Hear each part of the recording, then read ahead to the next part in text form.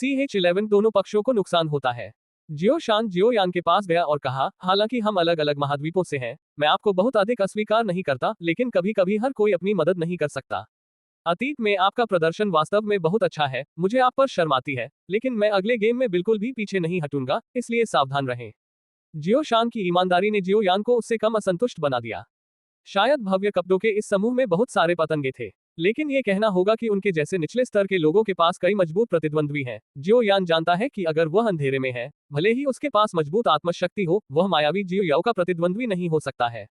इस सृजन महाद्वीप में प्रतिभाओं की कोई कमी नहीं है। जियो यान ने भी जियो शान को अपना हाथ झुकाया और बदले में कहा, जियो यान भाई जियो शान के इरादे को समझता है। अब से जियो यान को बाहर जाना चाहिए और मुझे नहीं मरना चाहता हूँ। जियो शान ने मुस्कुराते हुए कहा, आप सभी स्वर्ग स्तरीय युद्ध कौशल का उपयोग कर रहे हैं। आज मैं आपको सम्राट स्तर के युद्ध कौशल की शक्ति दिखाऊंगा। सम्राट स्तर के युद्ध कौशल वे क्या है? जियो यान ने असमंजस में पूछा। हाँ, तब मैं तुम्हें बताऊंगा जब तुमने मुझे हराया था। जियो शान के ये कहने के बाद उसका शरीर लंबा और बड़ा होने लगा और उसकी सतह पर चमकीले सोने की एक परत दिखाई देने लगी। हे भगवान, मुझे उम्मीद नहीं थी कि भाई जियाओशान अपने परिवार से विरासत में मिली किंग कांग बॉडी को विकसित करेगा। ये तियानलिंग महाद्वीप पर कुछ सम्राट स्तर के युद्ध कौशलों में से एक है। मुझे डर है कि इसे भी इसमें स्थान दिया जाएगा। च्युआंगशी महाद्वीप पर सबसे अच्छा, एक व्यक्ति चिल्लाया। जियो मिंग की आंखों में भी उत्साह दिखा। वह इतने लंबे समय से क्रिएशन महाद्वीप में है और स्वाभाविक रूप से उच्च स्तरीय स्वर्ग स्तरीय युद्ध कौशल और निम्न स्तरीय सम्राट स्तरीय युद्ध कौशल के बीच अंतर को जानता है। ऐसा लग रहा था जैसे उसने जियोयान की हार का दृश्य भी देख लिया हो। जियोयान ने हल्के से आह भरी। डू क्यूई महाद्वीप वास्तव में बहुत दूर था। लोगों के उस समूह के प्रदर्शन से ये देखा जा सकता है कि वे जानते हैं कि सम्राट स्तर के युद्ध कौशल क्या है और वे स्वर्ग स्तर के युद्ध कौशल से अधिक शक्तिशाली होने चाहिए। जियोयान अपने फेन जियो के बारे में सोचने से खुद को नहीं रोक सका। उसने कहा कि उसने 20 से अधिक प्रकार की अलग अलग आगे जलाई हैं या नहीं। हालांकि ये वज्र बॉडी कुछ हद तक उनके द्वारा विकसित वज्र ग्लेज्ड बॉडी के समान प्रतीत होती है। ऊंचाई दोनों 9 फीट और 9 इंच लगती है। जियोयान ने कुछ देर सोचा और कहा, उस मामले में आइए तुलना करें किंग कांग ग्लेज्ड बॉडी। जियोयान ने भी अपने युद्ध कौशल का इस्तेमाल किया, लेकिन जब उसने पाया कि उसका सिर किसी और की छाती पर था, तो उसे एहसास हुआ कि वही था। 6 महीने का 6 इंच का शकु, आखिर क्या हुआ? जियोयान के आश्चर्य को देखते हुए जियोशान ने जियोयान से कहा, मैं आपको प्रतियोगिता के दौरान क्रिएशन कॉन्टिनेंट के बारे में कुछ समाचार बता सकता हूँ। आप जीवित रह पाएंगे या नहीं यह आपकी किस्मत पर निर्भर करता है। जैसे ही उसने जियोयान को जोर से मुक्का मारा और जियोयान ने जल्दी से इसे रोकने के लिए अपने हाथों का इस्तेमाल किया। हालांकि जियोयान केवल एक टकराव में 1 दर्जन से अधिक कदम पीछे चला गया, जबकि जियोशान केवल 3 कदम पीछे चला गया। समान शक्तियों के साथ स्वर्ग स्तरीय लड़ाई कौशल और सम्राट स्तरीय लड़ाई कौशल के बीच का अंतर एक नजर में स्पष्ट है। इस मामले में ये भाई शियाओशान की गलती है। जैसा कि कहा जाता है, हारने वाला कभी नहीं हारता। हालांकि जियोयान को पहले टकराव में थोड़ी हार का सामना करना पड़ा, लेकिन इससे वास्तव में उसकी लड़ाई की भावना उत्तेजित नहीं हुई। अतः उसने हाथ में तेज दर्द को दबाकर उत्तर दिया, आपको इसे महसूस करना चाहिए था। च्युआंगशी महाद्वीप में सबसे कम ताकत वाला व्यक्ति डू सम्राट है। दूसरे शब्दों में, च्युआंगशी महाद्वीप में डू सम्राट की स्थिति आपके मूल महाद्वीप जियो में आम लोगों या डू की शक्ति वाले लोगों के बराबर है। जैसे ही शान की आवाज गिरी, उसका चेहरा फिर से जियोयान की ओर दौड़ पड़ा। जियोयान ने जियोशान की बातों को पचाते हुए टालमटोल की हरकतें की। जियोशान का ऐसा करने का उद्देश्य स्वाभाविक रूप से जियोयान को कुछ बताना नहीं है, बल्कि जियोयान का ध्यान भटकाना भी है। एक बार जियोयान ने कोई खामी बताई, तो वह तुरंत हमला कर सकता है, और उसका मानना है कि जियोयान च्युआंगशी को हर आ सकता है। लू के जिज्ञासु स्व के प्रत्येक शब्द के लिए, इसलिए पहल उसके हाथ में है। इस समय 2 लोगों के बीच की लड़ाई पूरी तरह से हाथ की लड़ाई में बदल गई। जियोयान इस प्रतियोगिता में पीछे रह गया। कुछ राक्षस स्तर के लोगों को छोड़कर, जो डू सम्राट के रूप में पैदा हुए हैं, सृजन महाद्वीप के सभी लोगों को स्वर्ग और पृथ्वी के नियमों के अनुसार निचले स्तरों पर भेजा जाएगा। हालांकि इन लोगों को आमतौर पर निचले स्तरों पर भेजा जाएगा जहां सम्राट की मूल ऊर्जा पर्याप्त है, लेकिन कभी कभी किसी को ऐसे विमान में भेजा जाएगा जहां सम्राट की उत्पत्ति क्यों दुर्लभ है। जियोशान का मुक्का जियोयान की बाईं छाती पर लगा। जियोयान असंतुलित हो गया और जमीन पर गिर गया। जियोशान द्वारा रूपांतरित विशाल की सतह पर सुनहरी रोशनी केवल मंद थी। जियोशान ने पीछा करना जारी नहीं रखा, लेकिन जियोयान से कहा, सृजन महाद्वीप द्वारा मान्यता प्राप्त 3 सुपर निचले विमान वे हैं जिनके बारे में हम बात कर रहे हैं। तियानलिंग, ड्रैगन स्पिरिट और फैंगलिंग के 3 विमान। ये 3 विमान न केवल हैं सम्राट का स्रोत, लेकिन सम्राट का स्रोत भी। सृजन महाद्वीप में भी मजबूत लोगों का युद्ध कौशल। जियोयान ने हल्की सी आह भरी। अचानक उसने मूल रूप से सोचा कि वे विमान सिर्फ सम्राट की ऊर्जा का स्रोत थे, लेकिन अब उसे पता चला कि उन्हें सुपर लोअर विमान क्यों कहा जा सकता है। जियोयान ने जियोशान की ओर देखा, जिसने अपना विशाल हाथ फिर से उसकी ओर बढ़ाया। उसने अपनी अजीब आग को उस अजीब आग वाले शाश्वत प्राचीन शासक में डाल दिया, और अजीब आग वाले शाश्वत प्राचीन शासक अचानक अपनी ही रोशनी से खिल उठे। जियो यान उड़ना चाहता था और जियो शान से लड़ना चाहता था, लेकिन उसने पाया कि वह बिल्कुल भी उड़ नहीं सकता था। जियो यान एक पल के लिए स्तब्ध रह गया, एक दोष प्रकट किया, और जियो शान ने उसे सीधे मुक्का मार दिया। जियो यान को तुरंत 10 मीटर से अधिक दूरी पर गिरा दिया गया और मुंह से खून उगल दिया। सुपर लोअर प्लेन का लाभ यह है कि वे क्रिएशन महाद्वीप के सभी नियमों को जानते हैं। उदाहरण के लिए, यदि आप क्रिएशन महाद्वीप में डॉक्सियन तक नहीं पहुंचते हैं, तो बस आज्ञाकारी ढंग से चले। जियो शान ने कुछ सहानुभूति के साथ जियो यान को देखा। यान वास्तव में शक्तिशाली था, लेकिन उन्होंने सही समय, स्थान और विभिन्न अनुकूल परिस्थितियों पर कब्जा कर लिया। जियो यान एक ऐसा व्यक्ति है जो खेल के नियमों को भी नहीं समझता है। तो मजबूत होने का क्या फायदा? CH-12 तुम बहुत मजबूत हो। जियो शान स्पष्ट रूप से इस मौके के लिए तैयार था और जियो यान स्पष्ट रूप से गंभीर रूप से घायल हो गया था। जियो यान ने अपने हाथों से अपने मुंह के कोनों से खून पोंछा, थोड़ा असहाय महसूस किया जब उसने जियो शान को ये कहते हुए सुना कि डू सम्राट सृजन महाद्वीप में एक सामान्य व्यक्ति के बराबर था, तो उसे इस पर विचार करना चाहिए था। लेकिन जियो यान के पास इन चीजों के बारे में सोचने के लिए ज्यादा समय नहीं था। जियो यान असहाय था क्योंकि वह इस महाद्वीप में हर जगह प्रतिबंधित था, लेकिन इसमें कोई आश्चर्य नहीं कि वे लोग बहुत घमंडी थे। इस लड़ाई का निर्णय शीघ्रता से किया जाना चाहिए, अन्यथा जियो यान अपनी स्थिति में 5वें दौर तक जीवित नहीं रह पाएगा। जियो मिंग ने अपने सामने की स्थिति को देखा और मुस्कुराया। जियो शान ने दुश्मन और हमारी ताकत और कमजोरियों का अच्छा उपयोग किया। यदि यह जारी रहता है, जब तक वह अपना फायदा बनाए रखता है, वह इस दौर को जीत सकता है। भव्य कब्रों में लोगों का समूह और भी अधिक खुश था क्योंकि जियो यान ने उन पर हमला करने का साहस किया था। क्या अब जियो यान को पिटते हुए देखना अच्छा नहीं होगा? जियाओ यूटिंग फिर से चुप रही, लेकिन उसकी आंखें समय समय पर लड़ाई की दिशा में देख रही थी और उसकी भौहों पर चिंता की झलक दिख रही थी। हुआंग लिन और अन्य लोगों के लिए उनके दिल उनके गले में थे कि जियो यान, इन अन्य विमानों की आशा थी कि वे जियो यान को कैसे हराएंगे और उनकी गरिमा की रक्षा करेंगे। जियो शान ने जियो यान से कहना जारी रखा, तुम बहुत मजबूत हो। अगर मैंने इसका फायदा नहीं उठाया होता, तो शायद मैं तुम्हें हरा सकता था, लेकिन अब ये सब खत्म हो गया है। जियो यान स्तब्ध था और उसे एक बुरा आभास हुआ। दिल ध्वनि तरंग, युद्ध कौशल, चौंकाने वाली दहाड़। जियो शान के मुंह से एक अजीब आवाज निकली जो पूरी दुनिया में गूंज गई। जियो मिंग ने ध्वनि हमले का विरोध करने के लिए रंगीन कपड़ों में लोगों के एक समूह के सामने बाधा बनाने के लिए अपनी लड़ाई की भावना का इस्तेमाल किया। हुआंग लिन और अन्य बदकिस्मत थे, उनमें से कई गंभीर रूप से घायल हो गए थे और अब उन पर इस ध्वनि युद्ध कौशल द्वारा हमला किया गया था। वे मदद नहीं कर सके, लेकिन खून का एक और मुंह उगल दिया। लगभग बेहोश हो गया। जियो शान की योजना वास्तव में अच्छी थी। उसने जियो यान को शुरू से ही उसकी बातों को ध्यान से सुनने का लालच दिया था, लेकिन अब ऐसा अचानक हुआ ध्वनि हमला था कि जियो यान पहले से ही घायल हो गया था और अब उसे इतना शक्तिशाली झटका लगा है, फिर भी आपको भारी नुकसान उठाना पड़ेगा। जब सभी ने राहत की सांस ली, तो एक आवाज आए, ऐसा मत सोचो कि तुम अकेले हो जिसके पास ध्वनि युद्ध कौशल, शेर और बाघ का सुनहरा मंत्र है। हाँ, जियो यान ने यही युद्ध कौशल हासिल किया है जियानन अकादमी। हालांकि स्तर कुछ कम है, लेकिन जियो यान ने ऊपर उड़ने के लिए अपने हड्डी के पंखों पर भरोसा किया। जियो शान के कान के पास आया और इस चाल को अंजाम दिया। जियो यान खुद को एक ही गलती 2 बार करने की इजाजत कैसे दे सकता है? जियो शान को खुद ये झटका झेलना पड़ा क्योंकि वह बिल्कुल भी तैयार नहीं था। उसके कान और नाक से अचानक खून बहने लगा और यह स्पष्ट था कि वह अब और नहीं लड़ सकता था। उसका वज्र शरीर टिक नहीं सका और वह जोर से जमीन पर गिर गया।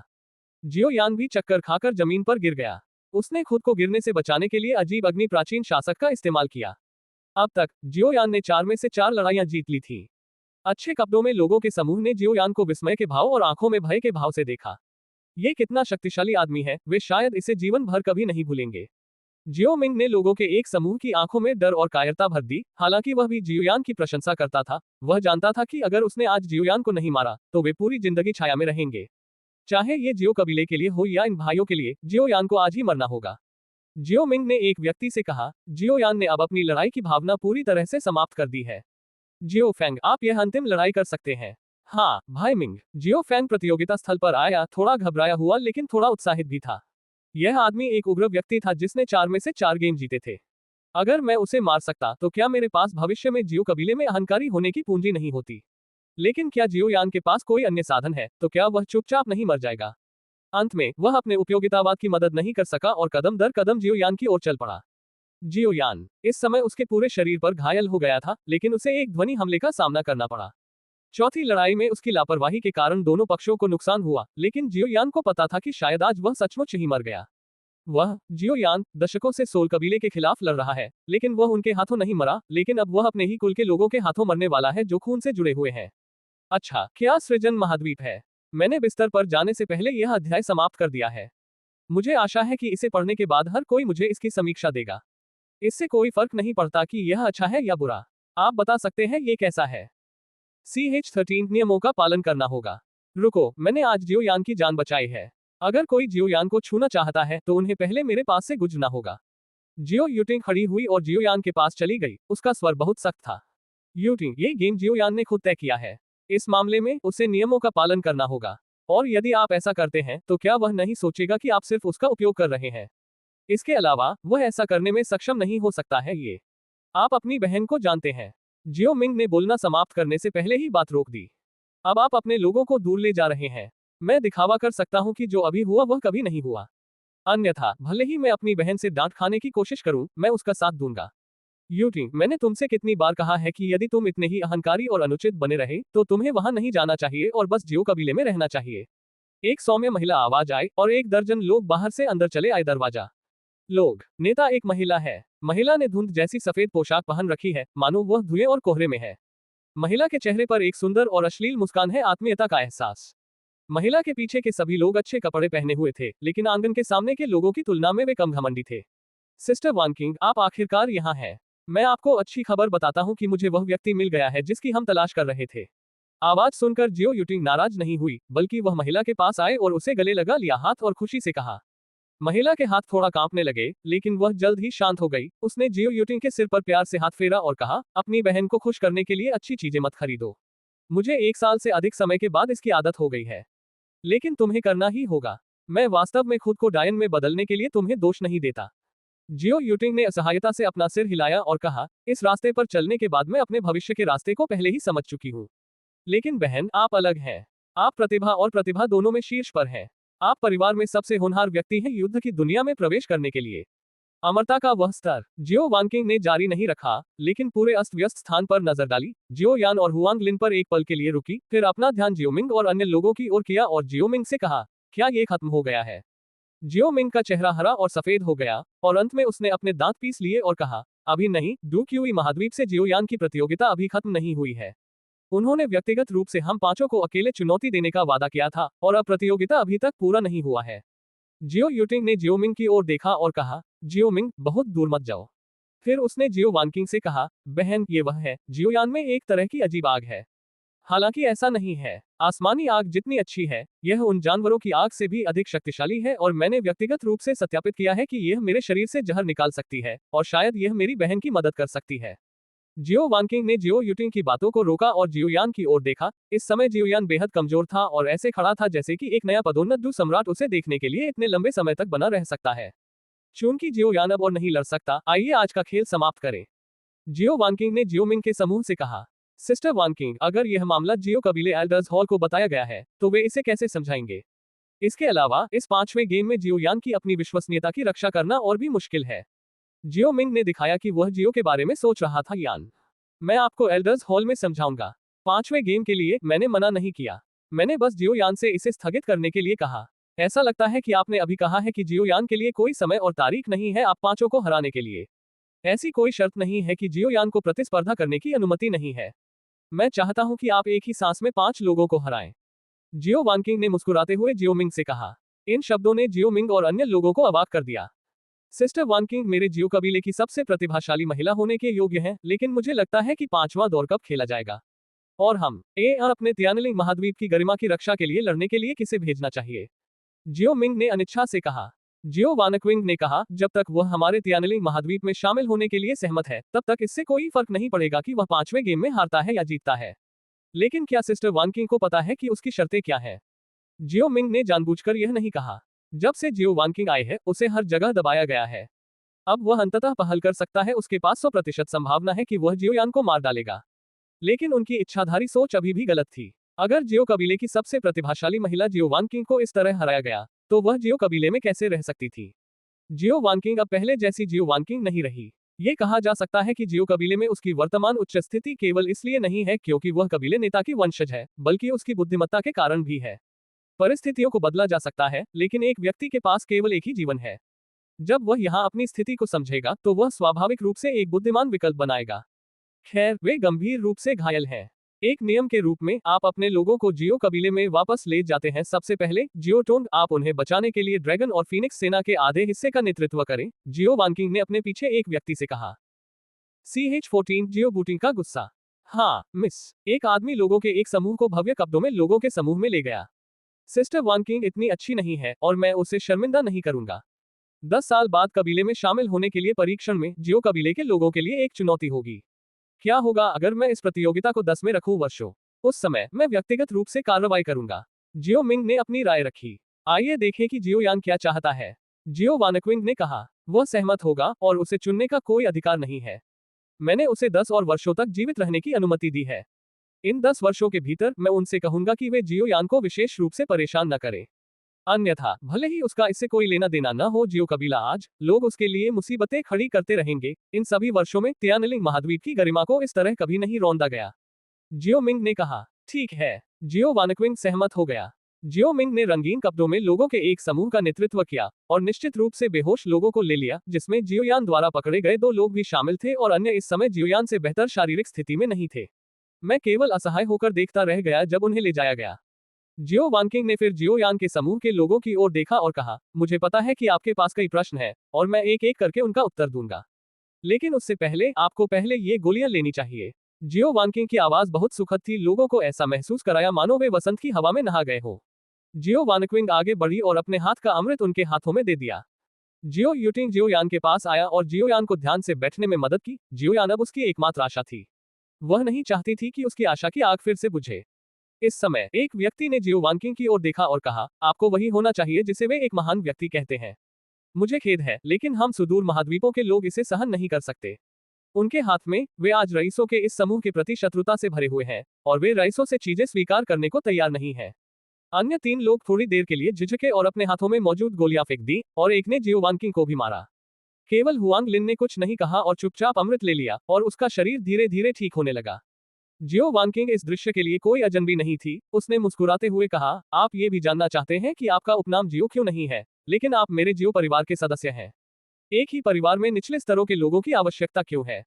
एक दूसरे को मारने के लिए क्यों? 10 साल में आपकी प्रवेश परीक्षा होगी। जियो वानक्विंग ने आह भरते हुए कहा, आपको सृजन महाद्वीप और निचले स्तरों के बीच कुछ अंतर महसूस हुआ होगा। निचले स्तर में डू सम्राट सबसे मजबूत व्यक्ति है, लेकिन यहाँ वह सबसे कमजोर है। कोई नहीं जानता कि वहाँ कितने लोग हैं निचला तल, लेकिन कम से कम हजारों हैं। निचले तल से प्रत्येक व्यक्ति एक विशेष चैनल के माध्यम से महाद्वीप का निर्माण करेगा। उसके बाद हर कोई अपने महाद्वीप में सबसे मजबूत होगा। च्युआंगशी महाद्वीप इन विभिन्न महाद्वीपों के बीच संबंधों का समन्वय कैसे करें? जियो वानक्विंग ने उनकी शत्रुता को महसूस किया और इसकी परवाह नहीं की। इसके बजाय उन्होंने उन्हें च्युआंगशी महाद्वीप के कुछ बुनियादी सिद्धांतों के बारे में समझाया। इस समय अमृत लेने के बाद जियोयान धीरे धीरे ठीक होने लगा। उसकी ठीक होने की क्षमता दूसरों की तुलना में कहीं अधिक थी। उसने जियो वानकिंग की बातों को भी ध्यान से सुना। वह जानना चाहता था कि यह महिला उन्हें क्या देगी। क्या स्पष्टीकरण है? शायद ये स्वर्ग और पृथ्वी का नियम है। सभी निचले स्तरों में 3 विशेष स्तर हैं, जिन्हें हम सुपर लोअर विमान कहते हैं। इन 3 स्तरों में समृद्ध खेती के संसाधन हैं और हर पहलू में अन्य स्तरों से बेहतर है। उदाहरण के लिए उनके पास क्रिएशन महाद्वीप के बारे में रिकॉर्ड है और उनके युद्ध कौशल में अन्य महाद्वीपों की तुलना में एक अधिक प्रकार का स्वर्ग स्तरीय युद्ध कौशल है, जो कि इन 3 महाद्वीपों के लोग क्रिएशन महाद्वीप में आए थे। सृजन महाद्वीप की कुलीनता का गठन किया गया था। प्रत्येक परिवार के पास विभिन्न महाद्वीपों के लोगों को प्रबंधित करने का अपना तरीका है। मैं आपको नीचे जियो कबीले की विधि बताऊंगा। मैं जियो कबीले की उत्पत्ति के बारे में विवरण में नहीं जाऊंगा। अन्य स्तरों से जियो कबीले के डूडी के प्रति जियो कबीले का रवैया यह है कि वे या तो तियानलिंग महाद्वीप में शामिल हो सकते हैं और एक महान बन सकते हैं, या अपनी यादें मिटा सकते हैं और बन सकते हैं जियो कबीले की सबसे निचली स्तर की श्रम शक्ति। जियो वानकिंग आखिरकार उन्होंने कुछ ऐसा कहा जिससे जियो यान और उनकी पार्टी नाराज हो गई। जियो वानकिंग के बारे में उनकी थोड़ी अनुकूल धारणा, जो एक कुलीन के रूप में दबंग नहीं थी, पूरी तरह से गायब हो गई। आपको इतना उत्साहित होने की आवश्यकता नहीं है। ये जियो कबीले एल्डर्स पैलेस का सर्वसम्मत निर्णय है। सतह पर जियो कबीले एल्डर्स पैलेस में केवल तियानलिंग, लोंगलिंग के 3 सुपर निचले स्तरों के लोग हैं और फैंगलिंग, लेकिन वास्तव में उनमें से आधे से अधिक आपकी तरह अपेक्षाकृत दूरस्थ निचले स्तर से आते हैं। लेकिन उन्होंने जियो कबीले के बुजुर्ग बनने के लिए अपनी प्रतिभा पर भरोसा किया। उनके दिलों में मूल महाद्वीप के लिए प्यार जरूरी नहीं है आपकी तुलना में कम, लेकिन जब तियानलिंग में शामिल होना है तो उन सभी ने इसे स्वीकार करने का फैसला किया। आपको इसे स्वयं ढूंढना होगा। जियो वानकिंग ने उनका गुस्सा महसूस किया और उन्हें समझाया। आप कहते रहते हैं कि एल्डर हॉल में ऐसे लोग हैं जो 3 सुपर विमानों के बाहर हैं, लेकिन वे तियानलिंग महाद्वीप में क्यों शामिल होना चाहते हैं और कचरे के उस समूह के साथ रहना चाहते हैं? उन्होंने बस अपने मूल महाद्वीप का चेहरा खो दिया है। एक व्यक्ति ने जियो वानक्विंग की ओर घूर कर देखा और कहा, बहस मत करो। आपको पहले हमें ये बताना चाहिए कि आप हमें अपने जियो कबीले का सदस्य क्यों मानते हैं, जबकि हमारा उपनाम जियो नहीं है। नहीं, मुझे लगता है कि आपकी समस्याओं को एक तरफ रखा जा सकता है। आपको पहले हमें ये बताना चाहिए कि आप हमारी यादें क्यों मिटाते हैं। लेकिन इस महाद्वीप पर हर कोई अपनी इच्छानुसार दूसरे लोगों की यादें मिटा सकता है, तो हम अभी भी इस तरह कैसे रह सकते हैं? आपका क्या मतलब है? एक व्यक्ति ने कहा। छोटी लड़की, मुझे लगता है कि बेहतर होगा कि तुम जितनी जल्दी हो सके बाहर निकल जाओ। अगर जियो जियाओमिंग नाम का वह आदमी हमें बताता है, तो हम ध्यान से सुन सकते हैं, लेकिन तुम्हारी ताकत हमारी तरह नहीं है, डू सम्राट की तरह जो अभी यहाँ आया था। डॉन, मुझे नहीं लगता कि आप एक महान व्यक्ति हैं। यदि आप मुझे क्रोधित करते हैं, तो मैं मरने से पहले आपको अपनी पिटाई की भरपाई करने के लिए मजबूर कर दूंगा। जो आदमी बोला था वह एक बड़ा आदमी था, और वह वही था जिसे पीटा गया था इन लोगों में सबसे कठिन। यह व्यक्ति ताकत में कमजोर नहीं है, लेकिन वह बहुत लंबे समय तक पृथ्वी सम्राट रहा है और अपना स्वभाव नहीं बदल सकता। CH-15, आप मौत की तलाश में हैं। छोटी लड़की, मुझे लगता है कि बेहतर होगा कि तुम जितनी जल्दी हो सके बाहर निकल जाओ।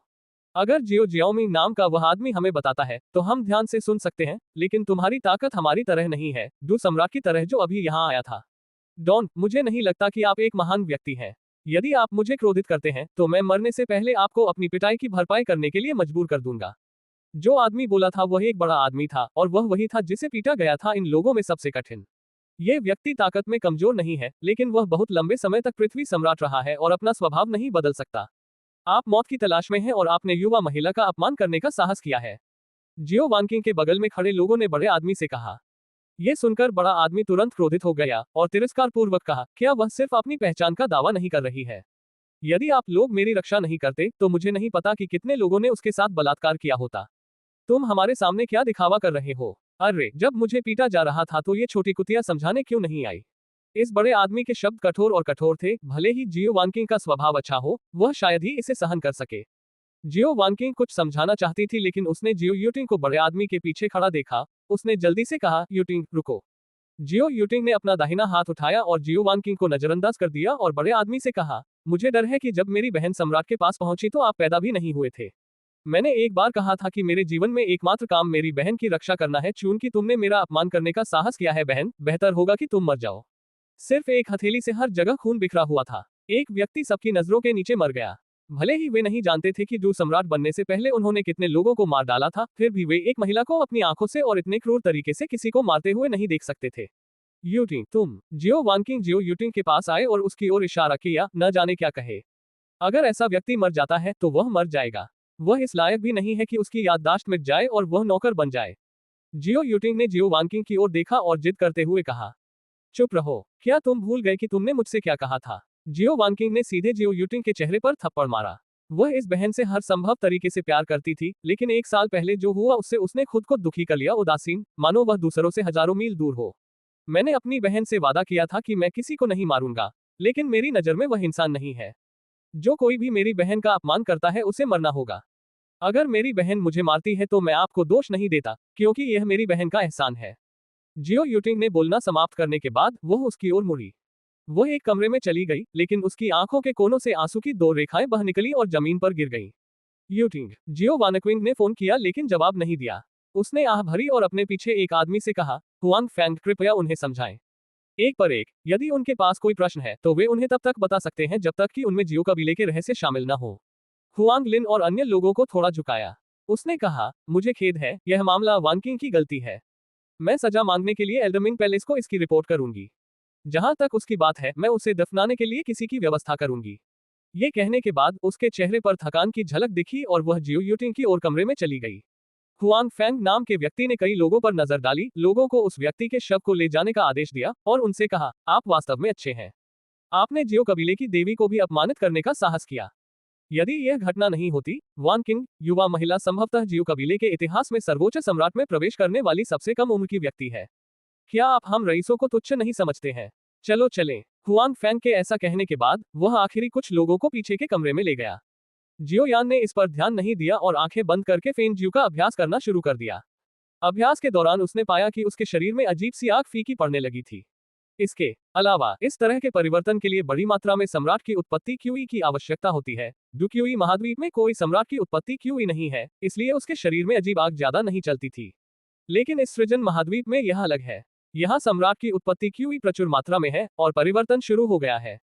जियो यान जिन कुछ लोगों का अभ्यास कर रहा था, उनका समय अच्छा नहीं चल रहा था। उनके पास उपचार करने वाली दवाएं भी थी, लेकिन उनकी गोलियां सम्राट स्तर से नीचे थी और उन पर अधिक प्रभाव नहीं पड़ा। लेकिन हुआंग लिन अलग था, वो बहुत बेहतर दिखता था। जाहिर है महिला का अमृत असाधारण था। उसने अपनी नजर जियो यान पर टिका दी। जियो यान का आज उस पर गहरा प्रभाव पड़ा। इससे पता चला कि इस महाद्वीप के बारे में जानने का अवसर बर्बाद हो गया। हर कोई मृत व्यक्ति से न तो सहानुभूति रख सकता था और न ही उससे नफरत कर सकता था। उन्हें दोनों बहनों के बीच जो हुआ उसमें अधिक रुचि थी। CH-16 तुम वही हो जिसे उससे प्यार हो गया है। जियो यान जिन कुछ लोगों की खेती कर रहा था, उनका समय अच्छा नहीं चल रहा था, उनके पास उपचार करने वाली दवाएं भी थी, लेकिन उनकी गोलियां सम्राट स्तर से नीचे थी और उन पर अधिक प्रभाव नहीं पड़ा। लेकिन हुआंग लिन अलग था, वो बहुत बेहतर दिखता था। जाहिर है महिला का अमृत असाधारण था। उसने अपनी नजर जियो यान पर टिका दी। जियो यान ने आज उस पर गहरी छाप छोड़ी। इससे पता चला कि इस महाद्वीप के बारे में जानने का अवसर बर्बाद हो गया। हर कोई मृत व्यक्ति से न तो सहानुभूति रख सकता था और न ही उससे नफरत कर सकता था। उन्हें दोनों बहनों के बीच जो हुआ उसमें अधिक रुचि थी। जियो यूटिंग के आंसू कमरे में बहते रहे। उसके दिल में दुनिया में केवल उसकी बहन ही उसके लिए अच्छी है और केवल उसकी बहन ही उसके प्रति ईमानदार है। लेकिन उसकी वजह से उसकी सबसे प्यारी बहन एक शक्तिशाली सम्राट से एक साधारण लड़ाकू सम्राट बन गई, जिसे हर कोई धमका सकता था। इसलिए उसने बदला लेने के लिए जहर कौशल का अभ्यास करना चुना। एक राक्षस की ओर बढ़ने वाली एक मासूम और दयालु लड़की से 1 साल तक उसने अपना सारा समय एक विशेष लो वाले कीमियागर की खोज और अभ्यास में समर्पित कर दिया। उसका एकमात्र उद्देश्य अपनी बहन को उसकी ताकत वापस पाने और उसकी पूर्व शैली को फिर से दिखाने में मदद करना है। चुआंगशी महाद्वीप में 3 स्तर हैं: फाइटिंग गॉड, फाइटिंग इमोर्टल और फाइटिंग एम्परर। 3 स्तरों को सर्वोच्च, सम्राट, राजा और आध्यात्मिक क्षेत्र के अनुरूप 4 राज्यों में विभाजित किया गया है और प्रत्येक अवस्था क्रमशः शिखर, उच्च श्रेणी, मध्य श्रेणी और निम्न श्रेणी से मेल खाती है। उदाहरण के तौर पर 2D को लें। 2D में सम्राट सुप्रीम, सम्राट, सम्राट और सम्राट आत्मा क्षेत्र शामिल है। सम्राट आत्मा क्षेत्र की शक्ति में 4 स्तर शामिल हैं: शिखर, ऊपरी स्तर, मध्य स्तर और निचला स्तर। प्रत्येक व्यक्ति जो अभी चुआंगशी महाद्वीप में आया है वह सम्राट आत्मा क्षेत्र के निचले स्तर का व्यक्ति है। क्रिएशन महाद्वीप पर केवल वे लोग जो डॉक्सियन तक पहुंच चुके हैं, वे निचले तल में डोजो की तरह हवा में चलने के लिए अंतरिक्ष की शक्ति का उपयोग कर सकते हैं। बेशक यहाँ कोई लड़ाकू पंख नहीं है, लेकिन फिर भी आप उड़ान युद्ध कौशल का उपयोग कर सकते हैं। सृजन महाद्वीप पर लड़ने वाले देवताओं की संख्या सख्ती से सीमित प्रतीत होती है और लड़ने वाले सभी देवता अलौकिक शक्तियों वाले लोग हैं। कोई नहीं जानता कि सृष्टि महाद्वीप पर कितने युद्धरत देवता हैं, लेकिन कोई भी युद्धरत देवताओं की शक्ति पर संदेह करने का साहस नहीं करता। लेकिन ये डॉक्सियन की कुछ उपस्थिति के कारण ही है कि डॉक्सियन मुख्य भूमि पर सबसे मजबूत व्यक्ति बन गया है। डू सम्राट से डू अमर तक एक गुणात्मक परिवर्तन है, लेकिन शिखर सम्राट से डू अमर तक जाने के लिए आपको नरक द्वार और स्वर्गीय क्लेश को पार करना होगा। स्वर्ग की तबाही, जिसे मृत्यु की तबाही के रूप में भी जाना जाता है, सृजन महाद्वीप पर सुपर मजबूत लोगों की संख्या को कम करने का सबसे शक्तिशाली तरीका है। ये स्वर्गीय आपदा डैन लेई की तरह एक वज्र आपदा नहीं है, बल्कि हर किसी के अलग अलग जीवन के अनुभवों के आधार पर स्वर्ग और पृथ्वी के नियमों द्वारा बनाई गई आपदा है। जब आप उस स्तर पर पहुंचेंगे तभी आप समझ पाएंगे कि आपकी स्वर्गीय आपदा क्या है। डॉक्सियन में प्रत्येक स्तर को सुधारने की कठिनाई डू सम्राट की तुलना में कहीं अधिक है। द इम्मोर्टल सुप्रीम को पिरामिड के शीर्ष पर आकृति कहा जा सकता है। जब तक किसी परिवार के पास एक अमर सर्वोच्च है, वे एक झटके में अति शक्तिशाली बन सकते हैं, और अमर सर्वोच्च से नीचे के लोग ही अमर सम्राट हैं। केवल अमर सम्राट स्तर से ऊपर के लोगों के पास ही किसी व्यक्ति की स्मृति को मिटाने के लिए सृजन महाद्वीप पर विशेष साधन हो सकते हैं। जियो मिंग और अन्य लोगों ने यादों को सीधे मिटाने के बारे में जो कहा वह वास्तव में एक अतिशयोक्ति थी। जियो कबीले की वर्तमान स्थिति के साथ उनके पास केवल रहस्यमय कबीले का नेता था जो सम्राट सुप्रीम के शिखर तक पहुंच गया था, लेकिन वह एक दिन गायब हो गया। जियो कबीले के बुजुर्गों द्वारा दिया गया स्पष्टीकरण यह है कि कबीले का नेता प्रशिक्षण के लिए बाहर गया है, इसलिए वर्तमान जियो कबीले का नेतृत्व बड़े बुजुर्ग द्वारा किया जाता है। बेशक जियो कबीले स्वयं अपने कबीले के सदस्यों की यादों को नहीं मिटा सकते थे, इसलिए वे एक कबीले के सहायक कबीले बन गए और उस कबीले के अमर सम्राट ने उनकी मदद की। लेकिन जियो कबीले को गुलाम की आधी कीमत चुकानी पड़ती थी, इसलिए यहाँ तक कि जियो कबीले भी दास प्राप्त करने के लिए इस पद्धति का आसानी से उपयोग नहीं करेंगे। आखिरकार लागत बहुत अधिक है। 1 साल हो गया, अपने आप को इतना परेशान क्यों करना? क्या अपने आप को इस तरह दिखाने का नाटक करना दिलचस्प है? एक हल्के हाथ ने धीरे से उसके चेहरे पर आंसू पोंछ दिए। क्या हुआ बहन, क्या तुम अपनी ताकत वापस नहीं पाना चाहती? आधी रात को रजाई पकड़कर कौन रो रहा है?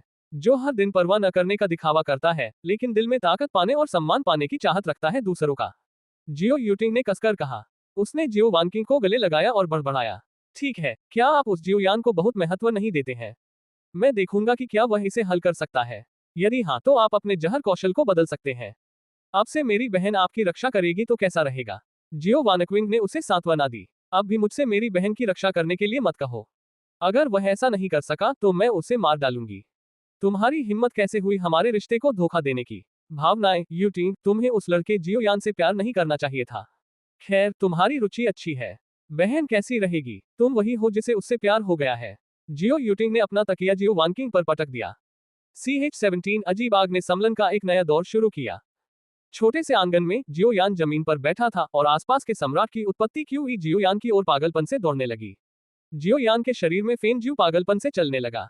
23 प्रकार की अजीब आग वास्तव में सम्राट की उत्पत्ति क्यूई को अवशोषित कर रही थी। आग की लपटों में अशुद्धियां धीरे धीरे दूर होने लगी और आग की गुणवत्ता बढ़ने लगी। धीरे धीरे 23 प्रकार की अजीब आग ने समलन का एक नया दौर शुरू किया। ये सही है समलन। डू क्यूई महाद्वीप में जियोयान ने पहले ही अलग अलग आग में विलय कर लिया था जब उसने तुशे प्राचीन सम्राट से विरासत स्वीकार की थी। हालांकि वह समलन अंततः पूरा हो गया था, लेकिन दो सम्राटों के बीच लड़ाई के बाद जियोयान ने इसे उधार ले लिया। पुनर्जन्म के बाद अजीब आग धीरे धीरे फैल गई। हालांकि जियोयान की ताकत डूडी के स्तर तक पहुंच जाती है और उन्हें दबाने के लिए पर्याप्त है, फिर भी वह एक आदर्श स्थिति तक नहीं पहुंच सकता है। जियो यी उस समय अपना मानवीय स्वरूप बरकरार नहीं रख सका और गायब हो गया। अब समस्या स्पष्ट होती दिख रही है। समलन की प्रक्रिया में उन्होंने एक माध्यम खो दिया, सम्राट का स्रोत। सम्राट की उत्पत्ति क्यूई का अस्तित्व न केवल लॉ की गुणवत्ता में सुधार करता है, बल्कि जियोमिंग के शब्दों में लॉ को और अधिक उज्ज्वल बनाता है। धीरे धीरे एक के बाद एक अजीब आग का विलय होने लगा। जब अंतिम विलय हुआ तो जियोयान के आसपास केंद्रित सम्राट की उत्पत्ति क्यूई ने मजबूत उतार चढ़ाव का अनुभव किया। जियोयान के हाथ पर एक प्रकार की हल्की पीली लौ दिखाई दी। रंग अभी भी मूल रंग था, लेकिन लौ का तापमान बहुत बदल गया और झुलसाने वाली गर्म हवा की लहर चारों ओर फैल गई। हुआंग लिन और अन्य लोगों ने जियोयान को आश्चर्य से देखा। जियोयान ने अपने शरीर में बदलावों को महसूस किया और मुस्कुराया। इस बार उसके फेन ज्यू की उन्नति अर्ध स्वर्ग स्तर तक पहुंचने जितनी पृथ्वी चकनाचूर करने वाली नहीं थी, लेकिन इसकी शक्ति निस्संदेह अधिक मजबूत थी। डू क्यूई महाद्वीप में फेन जुए को स्वर्ग स्तर के उच्च स्तर तक दबा दिया गया था। अब जियोयान इस प्रतियोगिता में भेस में एक आशीर्वाद था, जिससे फेन जुए को अगले स्तर तक आगे बढ़ने की अनुमति मिली और उनकी चोटों को भी ठीक होने का अवसर मिला। क्या ये सचमुच आसमानी आग है जो जियोयुटिंग ने कहा था? जियोयान की आंखें थोड़ी भ्रमित थी। अगर मैं सही अनुमान लगाता हूं, तो आपकी लो स्काई फायर लिस्ट में गिरे हुए 15वें तारे की लो होनी चाहिए। जियोयान के पीछे अमीर कपड़ों में एक आदमी आया और मुस्कुराते हुए जियोयान से कहा, क्या यह अजीब आग की सूची में नाम नहीं है? जियोयान ने भ्रमित होकर पूछा। फॉलन हॉट फ्लेम और फॉलन स्टार फ्लेम सिर्फ एक शब्द अलग है, लेकिन एक बड़ा अंतर है। एक अजीब आग है और दूसरा सृजन महाद्वीप पर आकाश की आग है। अजीब आग की सूची? मैं इसके बारे में नहीं जानता। किंवदंती है कि इस तरह की लौ 1 लाख साल पहले मुरोग परिवार की एक अद्वितीय प्रतिभा के हाथों में थी, लेकिन मुझे नहीं पता कि वह अद्वितीय प्रतिभा क्यों गायब हो गई। कोई खबर नहीं बची थी। अगर यह नहीं पता होता कि आप निचले विमान से आए हैं, तो मैं निश्चित रूप से सोचूंगा कि आप मुरोग परिवार के एक प्रतिभाशाली व्यक्ति हैं। भव्य कपड़ों वाले व्यक्ति ने जियोयान से कहा। मुरोग परिवार? जियोयान सोच में पड़ गया कि अगर उसके हाथों में वास्तव में तारे की लौ गिर गई थी, तो ये डू क्यूई महाद्वीप में क्यों दिखाई दी? आपकी ताकत अच्छी है, लेकिन आपने मौके का फायदा नहीं उठाया। अगर आप आज रईसों में शामिल होना चुनते हैं, तो आपका जीवन बेहतर होगा। आसमानी आग का इस्तेमाल आसानी से न करना ही बेहतर है। अगर बात फैल गई, तो रईसों का एक समूह आ जाएगा। जियो कबीले के मुख्यालय से वांझांग पर्वत आपकी तलाश कर रहा है। अच्छे कपड़ों वाले व्यक्ति ने जियो यूटिंग के कमरे की ओर देखा। जियो कबीले मुख्यालय, वानझांग माउंटेन? जियोयान ने भ्रमित होकर पूछा। मूल रूप से महिला ने मुझे आपको बताने के लिए कहा था, लेकिन मैं आज अच्छे मूड में नहीं हूँ, इसलिए मैं कुछ नहीं कहूंगा। महिला मुझे कल डांटेगी और शायद मेरा मूड बेहतर हो जाएगा। कपड़े जियोयान को थपथपाए। उसने जियोयान को कंधे पर बिठाकर कहा और फिर चला गया। जब उसने जियो यूटिंग और अन्य लोगों के बीच बातचीत सुनी, तो उसने जियोयान पर नजर रखी थी और वह ये सब देख रहा था। वह ये नहीं कह सकता था कि वह जियोयान को नापसंद करता था, न ही वह ये कह सकता था कि वह उसे पसंद करता था। उसके मन में जियोयान के लिए कुछ सराहना थी। आप हुआंग फैंग हैं, क्यों? जियोयान अच्छे कपड़ों वाले इस आदमी के लिए अवाक रह गया। क्या इतना दृढ़ इच्छाशक्ति वाला होना जरूरी है? यह अजीब है कि डांटने से उसे अच्छा महसूस होगा। यदि आपने जियो कबीले में जियो वांकिंग के अद्भुत क्षण को देखा है, तो आप महसूस करेंगे कि उसके द्वारा डांटना वास्तव में एक प्रकार की खुशी है। मैं ड्रैगन और फीनिक्स सेना का हुआंग फैंग हूँ। यदि आप रुचि रखते हैं और इसमें शामिल होना चाहते हैं बड़प्पन, आप मेरे पास आ सकते हैं। जियो कबीले में जियो मिंग की पृष्ठभूमि बहुत मजबूत है, लेकिन वह एक हाथ से आकाश को कवर नहीं कर सकता है। हालांकि लोंगलिंग और फैंगलिंग के 2 महाद्वीप बाहरी लोगों को शामिल होने की अनुमति नहीं देते हैं। उत्कृष्ट बाहरी लोगों की मदद करें। हुआंग फैंग के बोलने के बाद वह चले गए। जियोयान सवालों से भरा था। ऐसा लगता है कि मुझे बहुत सारी परेशानियां हैं। जियोयान ने अपना सिर रगड़ा। वह अभी भी व्यस्त था। जियोयान ने देखा कि वह कुछ भी पता नहीं लगा सका, इसलिए उसे बैठना पड़ा और अपनी क्षमताओं की आदत डालनी पड़ी। जियोयान और हुआंग फैंग के शब्दों को जानबूझकर दबाया नहीं गया था। जियोयान को आज 2 बार कुलीनता में शामिल होने के लिए आमंत्रित किया गया है, लेकिन जियोयान ने कोई उत्तर नहीं दिया। हालांकि उन्हें कुलीन वर्ग में शामिल होने के पर्याप्त लाभों के बारे में नहीं पता था, लेकिन उन कुलीनों के रवैये को देखते हुए, यदि वे इसका आनंद लेना चाहते थे, तो उन्हें कुलीन वर्ग में शामिल होना पड़ा। ईर्ष्या में वे साधना की अवस्था में आ गए। CH-18 जादुई जानवरों की पर्वत श्रृंखला। अगली सुबह जियोयान ने अपनी आंखें खोली और देखा कि हुआंग फेंग और उनकी पार्टी बाहर आ गई थी। जियो यूटिंग और जियो वानक्विंग खुद को बहुत दूर नहीं देख रहे थे। जियोयान ने अजीब तरीके से उसकी नाक को छुआ और कहा, तुम बहुत मेहनती हो, अभ्यास करने के लिए इतनी जल्दी उठ जाते हो। जियो यूटिंग सीधे जियोयान के सामने आया और जियोयान से कहा, मैं और मेरी बहन बहुत लंबे समय से आपका इंतजार कर रहे हैं। यदि आप मेरी बहन के जहर का इलाज नहीं कर सकते तो मैं आपकी लड़ाई की भावना को नष्ट कर दूंगा और आपकी याददाश्त मिटा दूंगा और इसे मेरी परीक्षण दवा के रूप में उपयोग करें। ठीक है यूटिंग, हमें अभी भी काम करना है। जियो वानकिंग ने असहाय होकर जियो यूटिंग की ओर देखा और कहा, कल जो हुआ वह वानकिंग की गलती थी। वानकिंग आपसे माफी मांगना चाहती है। लेकिन जियो कबीले में कुछ लोग हैं, नियम ये है कि भले ही हम कुछ भी अनुचित नहीं बदल सकते, हम केवल इसका पालन कर सकते हैं। जियो कबीला वास्तव में एक परिवार है जो जियो कबीले के नेतृत्व वाले 5 या 6 छोटे कुलों को जोड़ता है, इसलिए भले ही आपका उपनाम जियो नहीं है, फिर भी आप मेरे जियो कबीले के सदस्य हैं। जहां तक यादों को मिटाने की बात है तो ऐसा नहीं किया जा सकता है सिर्फ एक व्यक्ति और जियो कबीले। यदि आपके पास जियो कबीले में शामिल होने का अवसर है तो आप स्वाभाविक रूप से समझ जाएंगे कि क्या कबीले के बुजुर्ग अन्य महाद्वीपों से बने हैं। जियो वानकिंग के चेहरे पर मुस्कान कल की तुलना में आज अधिक ईमानदार लगती है। जियो यान और अन्य 5 लोगों ने अपना मुंह बंद कर लिया। वे जानते थे कि उन्हें मुख्य भूमि में कुछ भी समझ नहीं आया और सबसे अच्छा तरीका अपना मुंह बंद करना और कुछ भी नहीं कहना था। आज हम जियो कबीले की शाखा वानझांग पर्वत पर जाएंगे। आपके पास वानझांग पर्वत में 10 साल का प्रशिक्षण है। 10 साल के बाद यदि आप सम्राट के मध्य स्तर तक पहुंच सकते हैं और एक कुलीन को हरा सकते हैं जो उसी समय सामने आया था, तो आप आधिकारिक तौर पर जियो कबीले में शामिल होने के लिए पंजीकरण कर सकते हैं। लेकिन अगर आप लोग आए, जियो वानकिंग ने फिर भी ऐसा कुछ नहीं कहा जिससे उन्हें दुख हुआ हो। तो हम वास्तव में क्या करने जा रहे हैं और इस वानझांग पर्वत में नियमों का पालन करेंगे। शायद 5 में से केवल जियोयान ने उनसे इस तरह बात करने की हिम्मत की। मुझे खेद है, आप नियमों के बाहर कुछ भी नहीं कह सकते। यदि आप मेरी बहन को ठीक कर सकते हैं तो शायद मैं आपको बताऊंगा यदि मैं अच्छे मूड में हूँ। जियोयान असहाय था और जियो यूटिंग उसे जियो वानकिंग की मदद करने के लिए हर संभव प्रयास कर रहा था। ये वास्तव में नहीं कहा जा सकता है, लेकिन वानक्विंग के पास आपके लिए एक संदेश है। एक कदम पीछे हटे और थोड़ी देर के लिए शांत रहें। आपको वहां धैर्य रखना सीखना होगा। जियोयान, कैसा रहेगा अगर आप अपनी बहन को विश्व में मदद करें और मैं आपको वानझांग माउंटेन में दवा बनाने के लिए आवश्यक औषधीय सामग्री ढूंढने में मदद कर सकता हूँ। जियो यूटिंग ने अपनी सामान्य चुप्पी बदली और जियोयान से कहा। जियोयान ने असहाय होकर कंधे उचकाए और कुछ नहीं कहा। जब जियो वानक्विंग ने ये देखा तो उसे राहत मिली, लेकिन उसे डर था कि जियोयान ये कहने के अलावा कुछ नहीं कर सकता। ठीक है, अब जब सब कुछ संभाल लिया गया है तो हम जा सकते हैं। जियो वानकिंग ने असहाय होकर जियो यूटिंग को देखा, लेकिन उसे भी जियो यूटिंग पसंद थी। वह अब चुप रहने वाली लड़की नहीं रही। मिस, क्या हमें एक और दिन इंतजार करना चाहिए? उनकी चोटें। हुआंग फेंग जियो वानकिंग के पास आए और धीरे से कहा, इंतजार करने की कोई जरूरत नहीं है, हम अपने दम पर हैं, हमें मिस वानकिंग के बारे में चिंता करने की जरूरत नहीं है। जियो वानकिंग की झिझक देखकर एक व्यक्ति ने कहा। दिन भर सोचने के बाद उन्हें ये भी पता चला कि जियो वानकिंग अन्य रईसों से अलग थी और उसका भाषण बहुत बेहतर था। उन्हें तैयार अमृत दो, मैं वहां बात करूंगा। जियो वानकिंग ने एक पल के लिए सोचा और फिर हुआंग फेंग से कहा, लेकिन मिस, ठीक है, उन्हें थोड़ा कष्ट सहने दो, अन्यथा वे सचमुच सोचेंगे कि वे मालिक हैं। अमृत का पुनर्वितरण किया गया और इस बार उन्होंने मना नहीं किया। जियो वानकिंग के निर्देशों से यह देखा जा सकता था कि वानझांग पर्वत उनके लिए एक धन्य स्थान नहीं था। बेशक कोई भी अपने जीवन के साथ मजाक करने को तैयार नहीं है, जियो वानकिंग के प्रति उनका स्नेह भी बहुत बढ़ गया है। 3 दिन बाद जियो वानकिंग के नेतृत्व में लोगों का एक समूह टेलीपोर्टेशन सरणी के माध्यम से घने जंगल में आया।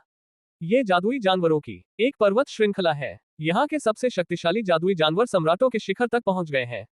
हमें जो करना है वह जंगल से गुजरना है और जियो कबीले के क्षेत्र तक पहुंचना है। हाँ, मुझे जियो कबीले की गौरवान्वित बेटी से दोबारा मिलने की उम्मीद नहीं थी।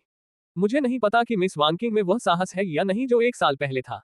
इन शब्दों को सुनने के बाद जियो वानकिंग के खूबसूरत चेहरे पर चिंता की झलक दिखाई दी। बगल में जियो यूटिंग की आंखें लाल थीं। हुआंग फेंग आगे बढ़े और सबके सामने खड़े हो गए और आवाज की दिशा में कहा, अब बाहर आ जाओ क्योंकि तुम यहाँ हो।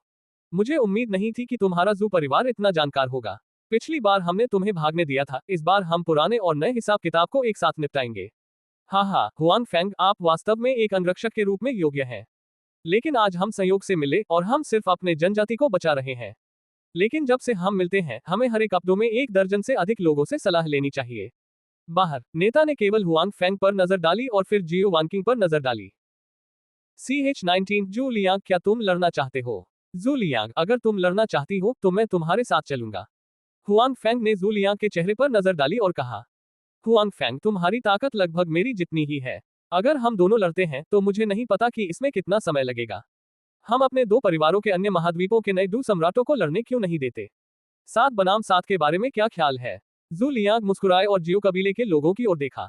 हुआंग फैंग ने जियो वानकिंग को देखा, हालांकि वह यहाँ सबसे मजबूत था, लेकिन स्थिति के मामले में जियो वानकिंग उससे ऊपर था।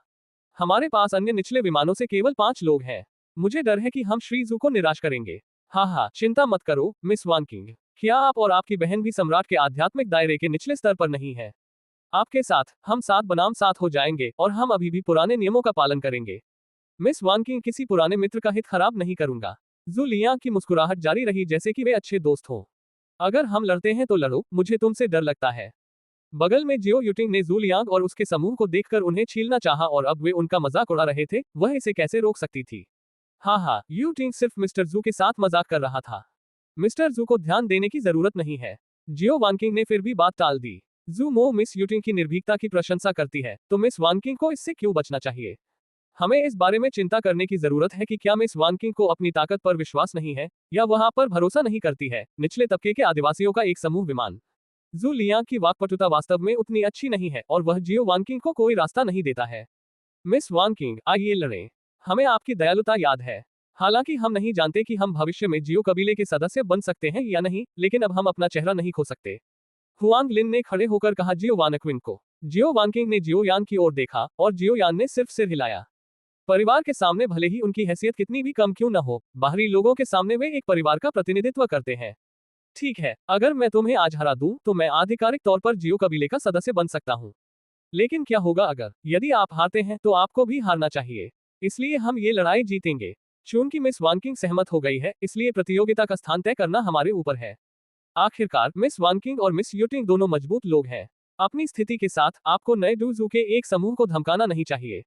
लियांग ने गर्वपूर्ण भाव दिखाया। जियो वानकिंग ने सभी गणनाओं के बाद अपना सिर हिलाया। वह अभी भी एक कदम चूक गई थी कि उसे उम्मीद नहीं थी कि जू लियांग यहाँ उसका इंतजार कर रही थी। ठीक है, मुझे नहीं पता कि मिस्टर जू ने स्थान कहाँ निर्धारित किया है। जियो वानकिंग ने शांत रहने की पूरी कोशिश की। हो सकता है कि उन्होंने जो स्थान चुना है वह उनके लिए फायदेमंद हो, लेकिन ये फायदा बहुत बड़ा नहीं होगा। Wan Zhang mountain iron cable bridge. Zhu Liang ने गर्व से 6 शब्द बोले। इन शब्दों को सुनने के बाद जियो वानकिंग का नाजुक शरीर वास्तव में कांप उठा। मैं सहमत नहीं हूँ, न चाहते हुए भी जियो वानक्विंग ने ये कहा। जैसा कि एक सज्जन कहते हैं, घोड़े का पीछा नहीं किया जा सकता है। मिस वानकिंग को महिलाओं के बीच एक नायक के रूप में माना जाना चाहिए और वह अपना वादा नहीं तोड़ेंगी। जू लियांग ने आखिरकार जियो वानकिंग को धोखा दिया था, तो वह इस तरह हार क्यों मानेंगी? क्या बात है? क्या आयरन लॉक ब्रिज में कुछ अजीब है? जियो यान ने पूछा। उड़ान लड़ने का कौशल। जियो वानक्विंग ने यह बात कमजोर ढंग से कही। उसे शुरू से ही सहमत नहीं होना चाहिए था। हुआंग लिन और अन्य 4 लोगों के भाव भी थोड़े बदल गए और उनमें से एक ने कहा, मेरी उड़ान युद्ध कौशल लंबे समय से उपयोग से बाहर हो गई है और मैं उन्हें भूल गया हूँ। डोवांग पहुंचने के बाद मैंने इसे खो दिया। मुझे अब इसकी उम्मीद नहीं थी। एक अन्य व्यक्ति ने कहा, चलो चलें। चूंकि हम सहमत हैं, हम इसे टाल नहीं सकते। हुआंग फैंग, तुम्हें पता है कि क्या करना है? जियो वानकिंग ने कहा। हुआंग फैंग ने सिर हिलाया। वान झांग पर्वत आयरन लॉक ब्रिज। ये केबल ब्रिज न केवल आसमान में ऊंचाई पर लटका हुआ है, बल्कि नमी और तापमान के कारण बर्फ की परत से ढका हुआ है। न केवल इस पर बल लगाना मुश्किल है, बल्कि मजबूती से खड़ा रहना भी मुश्किल है। जियो वानकिंग और जियो कबीले के लोगों का एक समूह, जो इस चेन ब्रिज को देखकर मदद नहीं कर सके, लेकिन स्तब्ध हो गए। हालांकि जू लियांग और उनकी पार्टी को थोड़ा आश्चर्य हुआ, लेकिन वे जल्दी ही ठीक हो गए। जू लियांग ने कहा, प्रतियोगिता के नियम ये हैं कि जो लोग बैठक छोड़कर ताइवान जलदमरुमध्य के दोनों किनारों पर पहुंचते हैं, उन्हें हटा दिया जाता है और जीवन और मृत्यु भाग्य द्वारा निर्धारित होती है। चूंकि श्रीजू प्रतियोगिता के नियमों को निर्धारित करते हैं, इसलिए यह तय करना हमारे ऊपर है कि प्रतियोगिता में युद्ध कौशल का उपयोग किया जाएगा या नहीं। उड़ान युद्ध कौशल की अनुमति नहीं है। जियो का एक उत्कृष्ट व्यक्ति होने के योग्य है कबीला, और वह केवल कुछ शब्दों के साथ अपने लिए अनुकूल स्थिति का प्रयास करती है। हाँ, मिस वानकिंग, आप और मैं दोनों स्मार्ट लोग हैं, इसलिए भ्रमित होने का नाटक करने की कोई आवश्यकता नहीं है। हमारे पास केवल 5 लोग होंगे। यदि आप लड़ना चाहते हैं तो लड़ें। यदि आप नहीं लड़ते हैं, तो मुझे लगता है आपके जियो कबीले की प्रतिष्ठा बर्बाद हो जाएगी। ठीक है, हमारे जियो कबीले से केवल 3 लोग हैं। मैं, यूटिंग और यंग मास्टर जियो यान मुसीबत में है। जियो वानकिंग ने जियो यान की ओर सिर हिलाया। ठीक है, मिस वानकिंग साहसी हैं। आप बस कार्रवाई करें, इससे कोई फर्क नहीं पड़ता कि आप उन्हें मारते हैं या अपन करते हैं। कोई सहानुभूति न दिखाएं। यदि आप जीत गए, तो आप मेरे जू कबीले के रईस बन जाएंगे। यदि आप हार गए, बस राक्षसों द्वारा आपके लिए आपके शव एकत्र करने की प्रतीक्षा करें। जू लियांग ने कहा, हमें जीतना ही होगा। हरे रंग के 5 जोड़े काले पंखों के साथ सीधे उड़ गए। उस साधारण सी लगने वाली चीज ने इस सृष्टि महाद्वीप में उनकी बहुत मदद की। जियो वांकिंग भी अपने पैरों की उंगलियों के साथ उड़ गई, लेकिन उसके पंख एक सुंदर तितली की तरह सुंदर रंगीन पंख थे। मात न देने के लिए जियो यूटिंग ने भी उड़ान भरी। उसके पंख समुद्र की तरह नीले थे। हालांकि वे जियो वांकिंग जितने सुंदर नहीं थे, फिर भी वे बहुत आकर्षक लग रहे थे। CH-20 जल्दी से निकल जाओ। जियो यान भी उड़ गया, लेकिन उसके sky shaking Phoenix bone wings तुलना में बहुत हीन थे। लेकिन जेड के समान सफेद, यह अभी भी लोगों को एक आश्चर्यजनक एहसास देता है। सतह पर जियो यान ने अपने प्रतिद्वंद्वी को पूरी तरह से हरा दिया, लेकिन यह एक प्रतियोगिता थी, न कि दिखावे के बारे में। मैं उनमें से दो को रोक दूंगी। अपने प्रतिद्वंद्वी को उग्र रूप से आगे बढ़ता देख जियो वानक्विंग ने दो व्यक्तियों के खिलाफ लड़ने की पूरी कोशिश की, भले ही उसके पास एक सम्राट की ताकत नहीं थी। मैं उनमें से दो को भी ब्लॉक कर दूंगा। सावधान रहें, मारे न जाएं। जियो यूटिंग भी दो लोगों की ओर दौड़ा। जियो यान ने यह देखने के लिए अपनी नाक को छुआ कि क्या वह मुफ्तखोर है। दो लड़कियां एक दूसरे के खिलाफ लड़ रही थी, लेकिन वह एक के खिलाफ लड़ रहा था। लेकिन जियो यान की प्रतिक्रिया धीमी नहीं थी और वह आखिरी से मिला। जियो कबीले के तट पर हुआंग लिन और अन्य बहुत अनिच्छुक थे। उन्होंने स्पष्ट रूप से एक साथ लड़ने का वादा किया था, लेकिन अंत में उन्होंने दो लड़कियों और उनमें से एक को जोखिम लेने दिया। यह उन रईसों के हाथों हारने से भी अधिक असुविधाजनक था। लेकिन वे जानते हैं कि उड़ान कौशल के बिना अगर वे ऊपर भी जाते हैं तो उन्हें केवल कठिनाई ही होगी। जनता के सामने यह मूल रूप से 7-7 का खेल 5-3 के खेल में बदल गया। हालांकि उनके सामने चेन ब्रिज अभी भी मौजूद था। हर कोई जानता था कि इस बार वे हवाई युद्ध में प्रतिस्पर्धा कर रहे थे। जियो यान का प्रतिद्वंद्वी एक आदमी है जो केवल 20 साल का है। वह बहुत छोटा है। तथ्य यह है कि वह इस उम्र में 3 सुपर निचले विमानों में सवार होकर डू सम्राट तक पहुंच सकता है। यह दर्शाता है कि उसके पास असाधारण प्रतिभा है। अंकल, आप यहाँ मौज मस्ती में शामिल होने के लिए क्यों आए हैं? क्या निचले विमान में स्थानीय सम्राट बनना अच्छा नहीं होगा? उसके हाथ में तलवार। जियो यान की अजीब अग्नि प्राचीन शासक भी उसके हाथ में दिखाई दी और दोनों टकराकर आग का विस्फोट करने लगे। इस समय जियो यान हैरान और दुखी था। आखिरकार वह डू क्यूई महाद्वीप में एक प्रतिभाशाली व्यक्ति था, लेकिन इस महाद्वीप में आने के बाद उसे एक के बाद एक चाचा कहा जाने लगा। इसे भूल जाओ, जियो फैंग सिर्फ एक बच्चा है, लेकिन अब एक आदमी जो उससे 10 साल से अधिक छोटा है, वह खुद को अंकल कह रहा है। वह अपना चेहरा कहाँ रख सकता है? आकाश में जो तुलना की जा रही है वह संतुलन की भावना है और ताकत का उपयोग कैसे करना है। जियो यान ने अजीब आग के प्राचीन शासक को अपने हाथ में कसकर पकड़ लिया और अन्य दो युद्ध क्षेत्रों को देखने से खुद को नहीं रोक सका। जियो वांकिंग के रंगीन पंखों से अनुमान लगाया जाता है कि जियो यान कम से कम स्वर्ग स्तरीय उन्नत युद्ध कौशल वाला है। गति और संतुलन दोनों बहुत अच्छे हैं। जियो वांकिंग का हथियार हल्की चांदी जैसी चमक वाला एक सफेद भाला है। एक पूर्व शक्तिशाली सम्राट के रूप में जियो वांकिंग जवाब देने और हमला करने में बिल्कुल सही थे। दो के मुकाबले एक के साथ उनका अभी भी पलड़ा भारी है। जियो यान की तरह उसके दो विरोधियों के भाव भी गहरे हो गए। जू परिवार के रईसों द्वारा उनका भी अच्छा स्वागत किया गया। रईसों के लिए उनकी चाहत हुआंग लिन और अन्य लोगों से कम नहीं है। जियो यूटिंग इतनी आसानी से नहीं चली। उनका युद्ध कौशल आसमानी स्तर से ऊपर था और उनके विरोधियों की तुलना में बहुत बेहतर था। लेकिन वह जहर तकनीक में अच्छी है और उसकी हाथापाई से लड़ने की क्षमता बहुत मजबूत नहीं है। यदि उसका प्रतिद्वंद्वी उसके जहरीले कौशल से नहीं डरता तो जियो यूटिंग बहुत पहले ही हार गई होती। लेकिन उनकी ये हालत ज्यादा दिनों तक नहीं रह सकी। बैंग, एक लंबी तलवार और एक विशाल शासक एक साथ टकरा गए। दोनों आदमी एक एक कदम पीछे हट गए। जियो यान थोड़ा चिंतित था, लेकिन वह जानता था कि उसका प्रतिद्वंद्वी भी सरल नहीं था। उसकी ताकत आसमान में प्रभावित होगी, इसलिए जियो यान ने लापरवाह होने की हिम्मत नहीं की। इस समय जियो यूटिंग की ओर से कुछ हुआ। जब जियो यूटिंग ने प्रतिद्वंद्वी पर जहर का इस्तेमाल किया तो उसे भी प्रतिद्वंद्वी की हथेली पर चोट लगी और वह उड़ान में मुश्किल से अपना संतुलन बनाए रख सकी। यूटिंग, जियो वानक्विंग ने अपने प्रतिद्वंद्वी को दूर धकेलते हुए पुकारा। आप अपने प्रतिद्वंद्वी को रोकें, मैं आपकी मदद करने के लिए उसे मार डालूंगा। जियो यूटिंग से निपट रहे लोगों में से एक ने कहा। जियो यूटिंग का जहर अभी एक अन्य व्यक्ति के हाथ पर डाला गया था और इस समय उस व्यक्ति का हाथ काला हो गया था। यह भुजा संभवतः पूर्णतया बेकार है। यदि आप चाहते हैं कि मैं मर जाऊं तो आप भी अपना आधा जीवन खो देंगे। जियो यूटिंग ने उसकी ओर उड़ते हुए व्यक्ति की ओर देखा और कहा। जियो यूटिंग के हाथ में एक खंजर दिखाई दिया। पानी की कुछ बूंदें अभी भी खंजर पर थी। मैं आपको बताना भूल गया, लेकिन मैं वास्तव में एक कीमियागर हूँ। मेरी लपटें सभी प्रकार के जहरों के प्रति प्रतिरोधी हैं। उड़ते हुए आदमी ने कहा और उसके हाथ पर लाल लपटों का एक समूह दिखाई दिया। सचमुच बस एक बर्बादी। जियो यूटिंग ने उस पर हमला करने का इंतजार नहीं किया और पहले हमला कर दिया। चले जाओ। जियो वांकिंग ने देखा कि जियो यूटिंग एक बुरी स्थिति में थी और अक्सर अपनी घातक चालों का इस्तेमाल करती थी, लेकिन उसका प्रतिद्वंद्वी मक्खी की तरह उसका पीछा करता था। जियो यान जानता था कि वर्तमान में सबसे अच्छी स्थिति पहले अपने प्रतिद्वंद्वी को हराना और जियो यूटिंग की मदद करना है। जियो यान अब नहीं झिझका और प्राचीन काल का दबाव फैल गया। जियो यान ने अपने आत्मा से लड़ने के कौशल हुआन क्वांतियान क्रोध का इस्तेमाल किया, लेकिन उसने इसे अपने प्रतिद्वंद्वी पर नहीं बल्कि उस व्यक्ति पर चलाया जिसने जियो यूटिंग पर हमला किया था।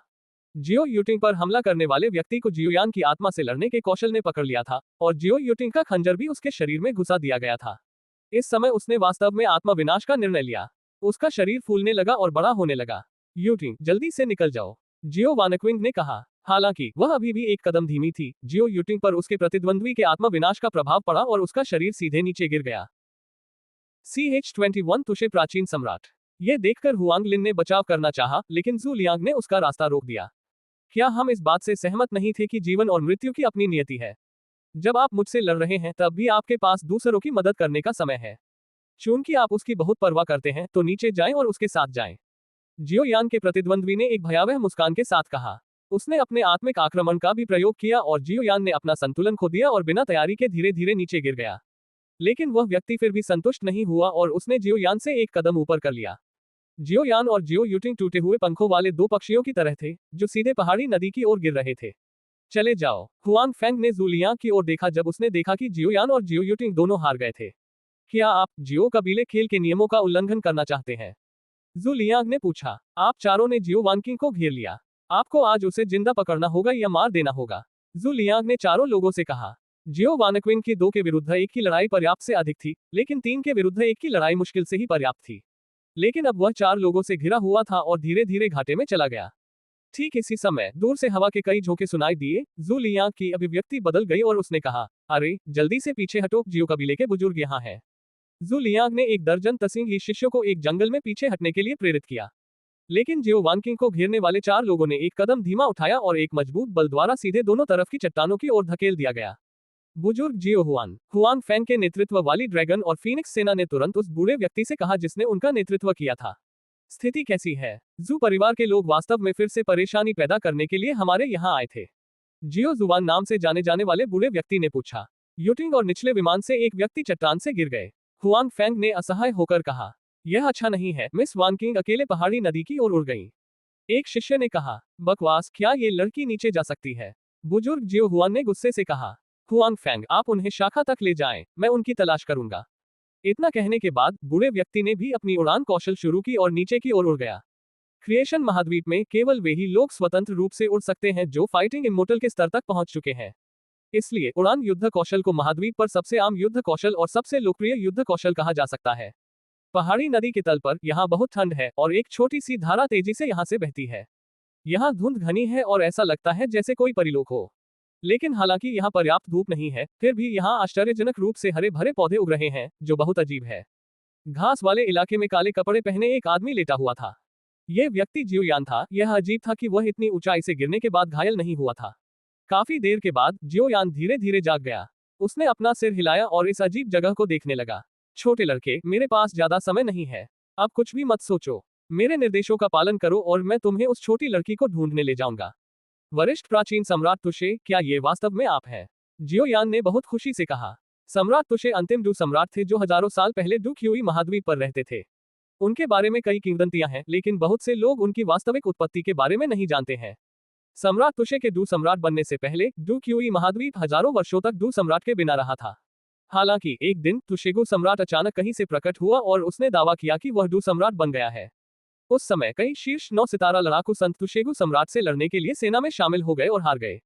सम्राट तुशे एक युद्ध में प्रसिद्ध हो गए, लेकिन सम्राट तुशे जितनी जल्दी आए उतनी ही तेजी से चले गए। युद्ध के लगभग 1 महीने बाद सम्राट तुशे डोकी महाद्वीप में शाही स्तर के अमृत को परिष्कृत करने की योजना बना रहे थे। लेकिन किसी कारण से तुओ शेगु सम्राट के बारे में सारी खबरें रातों रात गायब हो गईं। उस दिन तुशे प्राचीन सम्राट ने जैद का एक टुक अड़ा छोड़ा जिसे तुशे प्राचीन सम्राट जैद कहा जाता था। ऐसा कहा जाता है कि जैद धारण करने से न केवल तुशे प्राचीन सम्राट की गुफा खुल सकती है, बल्कि तुशे प्राचीन सम्राट के बारे में खाली इतिहास भी पता चल सकता है। ये खबर 10 से 100 तक और 100 से 1000 तक फैलती है। उस समय कई बड़े परिवार प्राचीन तुशे सम्राट जैद को छीनने के लिए युद्ध में शामिल हुए। हालांकि अंत में तुशे प्राचीन सम्राट जैद 8 में विभाजित हो गया और हुन, गु, जियो, लेई, यान, याओ, स्टोन और लिंग के 8 परिवारों में गिर गया। हालांकि हजारों साल बाद तुशे प्राचीन सम्राट की गुफा की खोज की गई और लोगों को आधा अधूरा शाही अमृत मिला। लेकिन यहाँ तक कि उनके उत्तराधिकारी सम्राट जियोयान को भी तुशे प्राचीन सम्राट के बारे में कुछ भी पता नहीं था। लड़ने वाले सम्राटों की एक पीढ़ी हवा की तरह पैदा हुई और हवा की तरह बिना किसी निशान के गायब हो गई। लेकिन जियोयान के पास इस पर ध्यान देने का समय नहीं था। उसे विश्वास था कि सम्राट तुशे उसे कोई नुकसान नहीं पहुंचाएगा। इस समय सबसे महत्वपूर्ण बात जियो यूटिंग को जल्द से जल्द ढूंढना है। सम्राट डू की दृष्टि अंधेरे से प्रभावित नहीं हुई। अपेक्षाकृत घने जंगल में पहुंचने से पहले वह सम्राट तुशे के नेतृत्व में सड़क पर चला। जियो यान ने जंगल में प्रवेश करते ही जियो यूटिंग को देखा। जियो यूटिंग निस्संदेह भाग्यशाली थी, वह सीधे जमीन पर गिरने के बजाय एक पेड़ पर गिर गई, टुकड़े टुकड़े होने से बच गई। जियो यान ने जल्दी से जियो यूटिंग को बचाया और उसकी चोटों की जांच की। हालांकि जब उस व्यक्ति ने खुद को उड़ा लिया तो जियो यूटिंग को कुछ चोटें आईं, लेकिन वह गंभीर रूप से घायल नहीं हुई। CH-22 मेरे पास ज्यादा समय नहीं है। जियो यान ने अपना काला वस्त्र उतार दिया और जियो यूटिंग के सुंदर शरीर को ढक दिया। इस समय जियो यूटिंग के कपड़े फटे हुए थे और उसके हाथों पर अभी भी शाखाओं से खरोंच के कुछ निशान थे। जियो यूटिंग को देखते हुए जियो यान ने असहायता से अपना सिर हिलाया और कहा कि वह बहुत कमजोर है और अभी भी मजबूत बनने की कोशिश कर रहा है। जियो यान कुछ और पानी लाया और अजीब सी आग जलाने से पहले उसे अपने चेहरे पर डाला। यहाँ का वातावरण एक अजीब ताकत से परेशान लगता है, लेकिन अजीब आग इस हस्तक्षेप को नष्ट कर सकती है। लौ ने गर्मी का स्पर्श लाया और इस गर्मी के तहत जियो यूटिंग सांस लेते हुए भी सो गया। जियो यान ने राहत की सांस ली। छोटे लड़के, तुम्हारा काम हो गया। क्या तुम चाहते हो कि मैं तुम्हें सभी अधूरे काम पूरा करने के लिए थोड़ा और समय दूं? उसके मन में एक मजाकिया आवाज गूंजी। प्राचीन सम्राट, आप कब आए? जियो यान जियो यूटिंग के बगल में बैठ गया और उसने प्राचीन सम्राट तुशे से अपना प्रश्न पूछा। ये सिर्फ मेरा क्लोन है। जब आप अभी गिरे थे तो मैंने आपकी जान बचाने के लिए अपनी सारी बची हुई ताकत खर्च कर दी थी। अन्यथा आप अभी भी यहाँ बैठकर मेरी बात सुनना चाहेंगे जैसे आप अभी हैं। जब जियो यान ने ये सुना तो उसके दिल में गर्माहट महसूस हुई। इस अजीब दुनिया में वह लगभग हर जगह दीवार से टकरा गया। अब उसके पास आखिरकार कोई है जो उसकी मदद करने को तैयार है। वह सम्राट तुशे का बहुत आभारी है। जियो यान ने अपनी जान बचाने के लिए प्राचीन सम्राट को धन्यवाद दिया। यदि प्राचीन सम्राट को कुछ करना है तो बस उससे पूछें और जियो यान अपना सर्वश्रेष्ठ करेगा।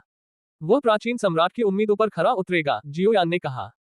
ठीक है, मैं पहले से ही एक बेकार व्यक्ति हूँ। मैं आपकी जान बचा सकता हूँ, जो कि फेन जियो को सीखना हमारे लिए एक आशीर्वाद है। अब जब आप इस सृजन महाद्वीप में आ गए हैं तो मैं आपको कुछ बातें बता सकता हूँ। जियो यान, ऐसा लगता है कि प्राचीन सम्राट इस सृजन महाद्वीप को बहुत अच्छी तरह से जानते हैं, ऐसा क्यों है? जियो यान ने अजीब तरह से कहा।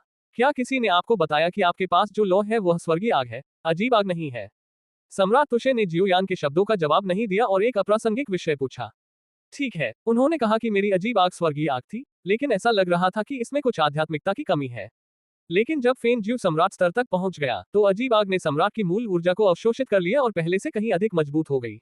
जियो यान ने कहा, ऐसा लगता है कि वास्तव में आप में उसकी सांसों की छाप है, लेकिन यह अच्छा है कि आपका भविष्य थोड़ा आसान हो सकता है। तुओ शेगु सम्राट किसी चीज के लिए उदासीन लग रहा था। वह कौन है? जियो यान ने कहा, किंग चेंग। जब उसने ये कहा तो सम्राट तुशे थोड़ा उत्साहित हो गया। किंग चेंग, वह कौन है?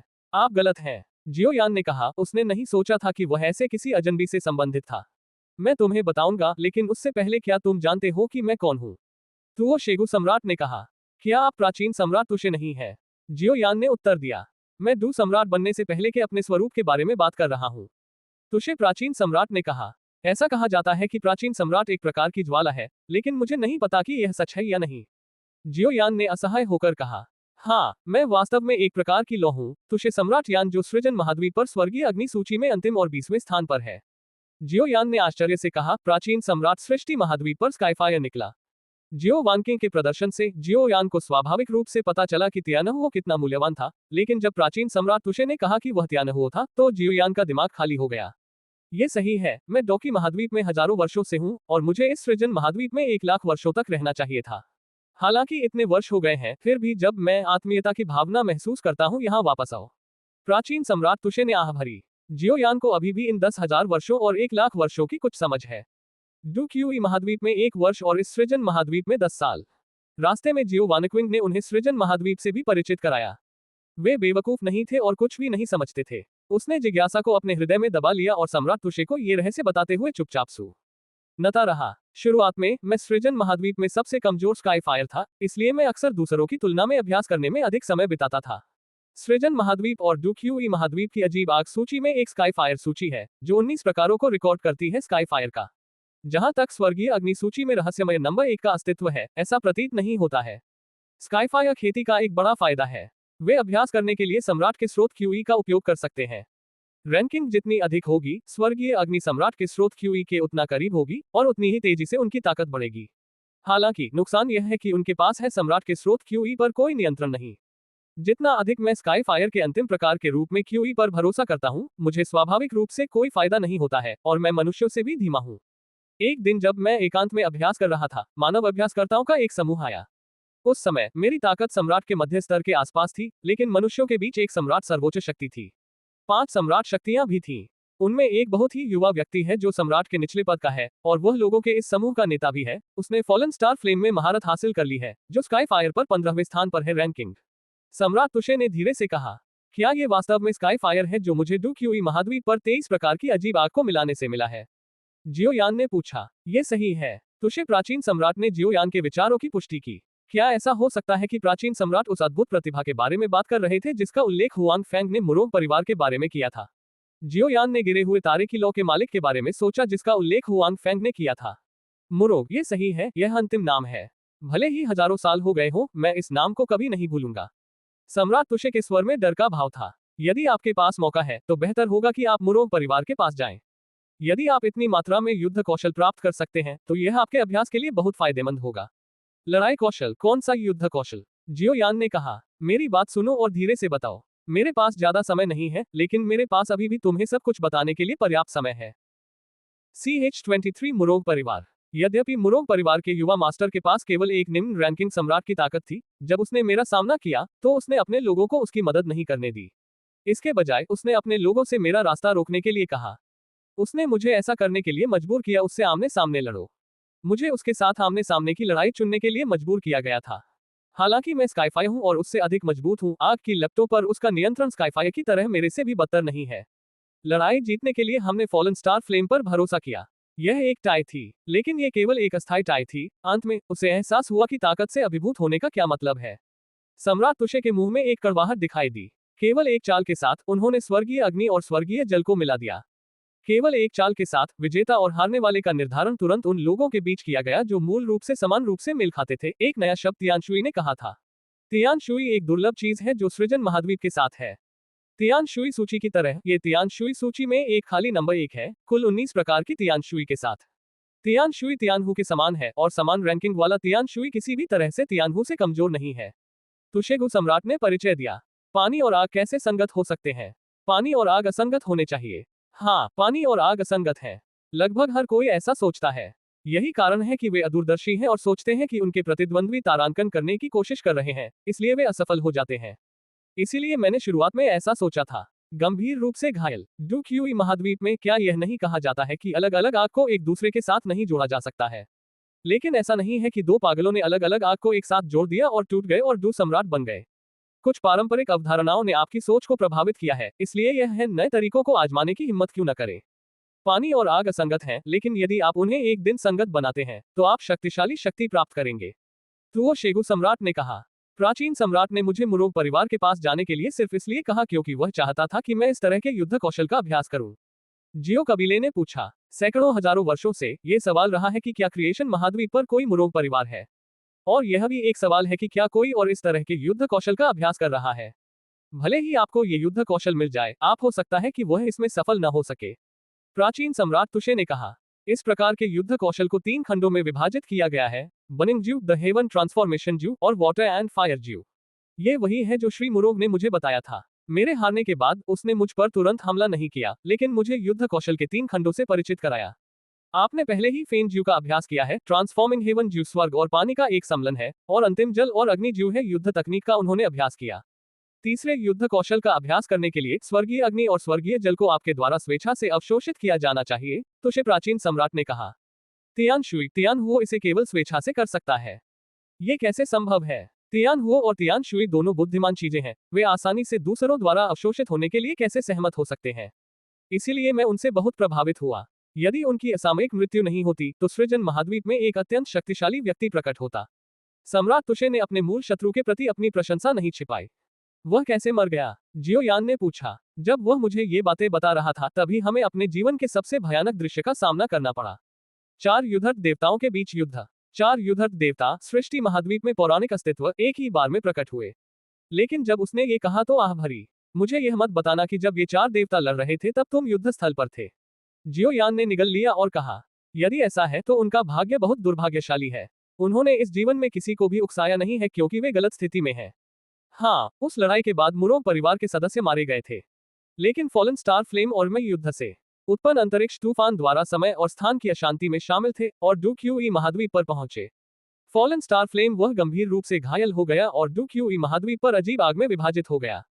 तुओ शेगु सम्राट ने आखिरकार जियोयान को बताया कि वह स्काई फायर के रूप में डुक्यूई महाद्वीप में क्यों आया था। जियोयान ने अपनी हंसी दबा दी। सम्राट तुशे की किस्मत बहुत खराब थी। हालांकि इसने जियोयान को यह भी याद दिलाया कि उसे किसी भी समय लापरवाह नहीं होना चाहिए, अन्यथा यह अजीब होगा अगर उसकी किस्मत मिस्टर मुरो की तरह हो और जियोयान को खून की उल्टी ना हो। तुम्हें मुझे धन्यवाद देना चाहिए। यदि मैं छोटे सम्राट ओरिजिन क्यूई को नहीं लाया होता तो आपका डू क्यूई महाद्वीप पूरी तरह से मृत्यु विमान बन गया होता। यदि आप मर भी जाते हैं तो भी आप डू सम्राट नहीं बन पाएंगे। लेकिन यह अफसोस की बात है कि मेरी गोली लेकिन दवा उसे नहीं दी गई, तुशेगु सम्राट ने कहा। डोकी महाद्वीप पर सम्राट श्रेणी के अमृत के लिए कोई नुस्खा नहीं है। तुशे प्राचीन सम्राट की उत्पत्ति ने तुशे प्राचीन सम्राट को शाही श्रेणी के अमृत को परिष्कृत करने का आधार प्रदान किया। लेकिन यह सम्राट श्रेणी का अमृत किसके लिए परिष्कृत किया गया था और तुशेगु सम्राट डू सम्राट बनने के बाद क्रिएशन महाद्वीप में क्यों नहीं लौटे। CH-24 किंगचेन की पहचान। डू क्यूई महाद्वीप में आने के बाद मेरी नींव नष्ट हो गई थी और मुझे फिर से अपनी ताकत विकसित करना शुरू करना पड़ा।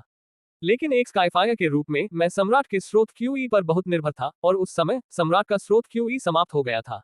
इसलिए मेरी साधना की गति बेहद धीमी है। मैं डू सम्राट इसलिए बन सका क्योंकि मेरे शरीर में सम्राट की मूल क्यूई है और सम्राट की गोली में सम्राट की उत्पत्ति क्यूई भी मेरे शरीर से अलग हो गई थी। शाही तरीका। प्राचीन सम्राट शाही अमृत को परिष्कृत क्यों करना चाहता है? आप बस सृजन महाद्वीप में वापस जा सकते हैं और बाद में इसे परिष्कृत कर सकते हैं। जियोयान ने हैरान होकर कहा, हालांकि वह नहीं जानता था कि प्राचीन सम्राट तुशे ने सम्राट की ऊर्जा के स्रोत को अलग कर दिया था उसके शरीर को कितना नुकसान हुआ था। यह निश्चित रूप से सम्राट के स्रोत क्यूई पर त्यानहुओं की निर्भरता से कम नहीं था। किंगचेन के लिए यह सिर्फ इतना है कि मैंने उसे शुरू से अंत तक नहीं देखा है। मुझे यकीन नहीं है कि वह डू क्यूई महाद्वीप में है, लेकिन आपके शरीर पर आभा को देखते हुए ऐसा संकेत लगता है कि वह हो सकती है डू क्यूई महाद्वीप में। तुशे प्राचीन सम्राट ने कहा। किंगचेन कौन है? प्राचीन सम्राट तुशे कहते रहे कि जियोयान के पास किंगचेन जैसी आभा थी। जियोयान ये पता नहीं लगा सका कि उसका इस व्यक्ति के साथ क्या संबंध था। क्या ये याओलाओ जैसा ही है? चिंता मत करो, मैं तुम्हें बताऊंगा, सम्राट तुशे ने धीरे से कहा। किंगचेन एक मिथक है, लेकिन वह भी उन पात्रों में से एक है जो सृजन के शिखर पर पहुंचे। मुझे नहीं पता कि क्या ये ईश्वर था जो युद्ध के देवता द्वारा मारे जाने के लिए मुझे मुआवजा देना चाहता था, या यह मेरी किस्मत थी जो स्वर्ग की इच्छा के विरुद्ध थी। संयोग से मुझे बर्निंग ज्यू मिल गया जिसका श्री मुरोग ने उल्लेख किया था, इसलिए मैंने अपना ध्यान split into different fires the fallen star flames पर केंद्रित किया, प्राचीन सम्राट तुशे ने कहा। जियोयान ने सिर हिलाया। वह जानता था कि तुशे प्राचीन सम्राट ने फेन ज्यू को सीखकर अपनी ताकत में तेजी से सुधार किया था। हालांकि उन्होंने कभी नहीं सोचा था कि फैनजू मूल रूप से च्युआंगशी महाद्वीप पर एक युद्ध कौशल था। लेकिन वह इस बारे में और जानना चाहता था कि क्या स्वर्ग परिवर्तन कला और जल और अग्नि कला अभी भी डू क्यूई महाद्वीप में है। यदि वास्तव में ऐसा होता तो क्या यह अफसोस की बात नहीं होती। चिंता मत करो, डू क्यूई के अन्य 2 खंड अभी भी सृजन महाद्वीप में होने चाहिए, लेकिन आपको विशिष्ट स्थिति का पता स्वयं लगाना होगा। जब मैं अजीब आग की तलाश में था तो मैंने लगभग पूरे डू क्यूई महाद्वीप की यात्रा की और उनका कोई निशान नहीं मिल सका, प्राचीन सम्राट तुशे ने कहा। क्या ये तियानशुई के प्रकार से प्राप्त किया जाएगा जो श्री मुरोग ने प्राप्त किया था? यदि हाँ तो क्या ये स्वर्ग परिवर्तन कला का अभ्यास करने में सक्षम नहीं होगा? जियोयान ने कहा। यह असंभव है क्योंकि अब आप उस तरह के तियानशुई के क्षेत्र में हैं। जीवन का जल तियानशुई सूची में 15वें स्थान पर है। क्या ये वास्तव में तियानशुई का क्षेत्र है? जियोयान का चेहरा पीला पड़ गया। वह गिर गया लेकिन मरा नहीं बल्कि तियानशुई के क्षेत्र में ही समाप्त हो गया। हालांकि उसने कभी तियानशुई की शक्ति नहीं देखी है, लेकिन उसे कभी विश्वास नहीं होगा कि वह तियानशुई से प्रतिस्पर्धा कर सकता है। और वह अभी भी 15वें स्थान पर है, तियानशुई जिसके पास अपनी खेती में सहायता के लिए सम्राट की उत्पत्ति की हुई है। चिंता मत करो, जब तक तुम इसे भड़काने की पहल नहीं करोगे तब तक ये तुम्हें नुकसान नहीं पहुंचाएगी।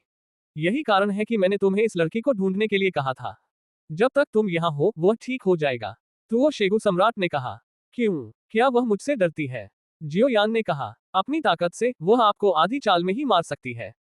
ऐसा इसलिए नहीं है क्योंकि आपके पास किंगचेन की आभा का संकेत है। मुझे नहीं पता था कि आप इतने भाग्यशाली थे कि आप किंगचेन की आभा से संक्रमित थे। जियोयान ने बात करना बंद कर दिया, भले ही वह तुरंत जानना चाहता था कि किंगचेन कौन था। शुरुआत में मुझे स्वर्ग और पृथ्वी की ऊंचाइयों का पता नहीं था, इसलिए मैंने अपने स्वर्गीय अग्नि लाभ और फेंजियो की शक्ति का लाभ उठाकर सीधे तीसरे स्थान के जिंगलियन दानव अग्नि में जाने की योजना बनाई, लेकिन मैं बुरी तरह हार गया।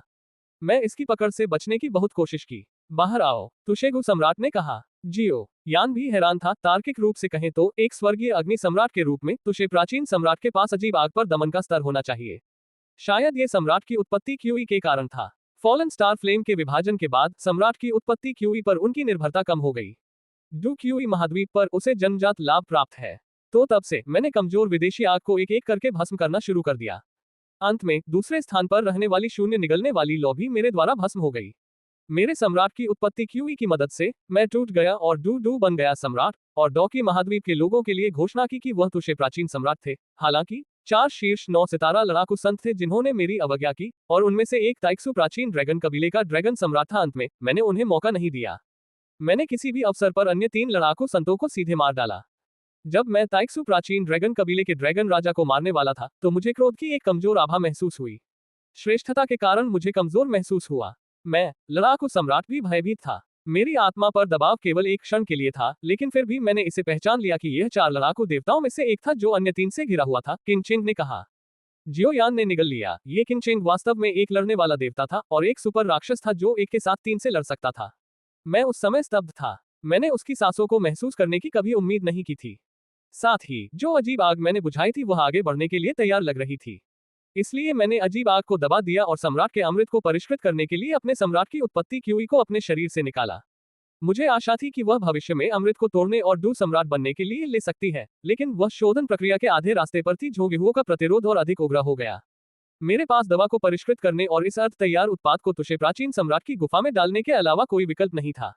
मैंने इस उम्मीद में अपनी विरासत भी इसमें छोड़ दी। डू क्यूई महाद्वीप बन जाएगा। एक डू सम्राट बनाए और ताइक्सु प्राचीन ड्रैगन कबीले के ड्रैगन सम्राट को गुफा की रक्षा के लिए दिव्य जानवर के रूप में काम करने दें और गुफा की कुंजी के रूप में प्राचीन जेड के एक टुकड़े का उपयोग करें। तुषे प्राचीन सम्राट ने कहा। आज के लिए बस इतना ही। अगर आप इस कहानी के बारे में और अधिक जानकारी चाहते हैं तो पढ़ते रहिए कहानी battle of the noble world. तो और अगर आपको ये कहानी पसंद आई हो तो प्लीज लाइक, सब्सक्राइब और शेयर करें। अगर आप हमारे चैनल को लाइक करते हैं तो हमें और अधिक मोटिवेशन मिलती है इस तरह की और कंटेंट बनाने के लिए। धन्यवाद। Folded hands, folded hands, folded hands.